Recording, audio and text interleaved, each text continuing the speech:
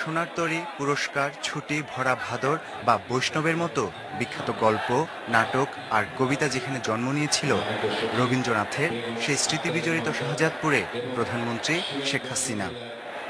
কবিগুরুর ১৫৪তম জন্মবার্ষিকীতে তারই নামে দেশের ৩৫তম পাবলিক বিশ্ববিদ্যালয়ের ভিত্তিপ্রস্তর স্থাপন করেন তিনি। একই সঙ্গে সিরাজগঞ্জের ৫টি উন্নয়ন প্রকল্পের আনুষ্ঠানিক সূচনাও হয় প্রধানমন্ত্রীর হাতে। এরপরে শাহজাদপুর পাইলট স্কুল মাঠে আয়োজিত অনুষ্ঠানে যোগ দিলে প্রধানমন্ত্রীকে স্বাগত জানায় সমাবেশ। বক্তব্যের শুরুতেই অসাম্প্রদায়িকতা ও রবীন্দ্রনাথ প্রসঙ্গে কথা বলেন প্রধানমন্ত্রী। পাশাপাশি শিল্প সাহিত্যে উচ্চশিক্ষায় দেশের প্রথম ও একমাত্র বিদ্যাপীঠ রবীন্দ্র বিশ্ববিদ্যালয় দ্রুত নির্মাণেরও আশ্বাস দেন শেখ হাসিনা।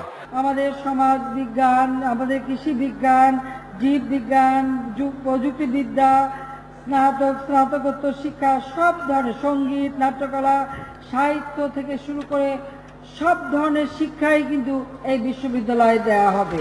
আমি আশা করি বিশ্ববিদ্যালয়টা যাতে ভালোভাবে নির্মাণ হয় এবং ভালোভাবে চলে, সেজন্য আপনারা সহযোগিতা করবেন। বক্তব্যে উঠে আসে সাম্প্রতিক রাজনৈতিক পরিস্থিতি। ওই বিএনপির খালেদা জিয়া সহ এবং জামাত মিলে শত শত মানুষ পোড়ানো হলো, মানুষকে এত কষ্ট দেওয়া হলো, তারপরেও কিছু লোক তাদের ভোট দেয় কিভাবে, তাদের দল করে কিভাবে, আমি এই প্রশ্নের জবাব খুঁজে পাই না। এছাড়া কুষ্টিয়ায় একটি রবীন্দ্র বিশ্ববিদ্যালয় প্রতিষ্ঠা করা সহ বেশ কিছু উন্নয়ন কাজের আশ্বাসের পর দর্শক সারিতে বসে সাংস্কৃতিক অনুষ্ঠান উপভোগ করেন সরকার প্রধান। তানজিল মেহেদি, ইন্ডিপেন্ডেন্ট নিউজ, শাহজাদপুর, সিরাজগঞ্জ।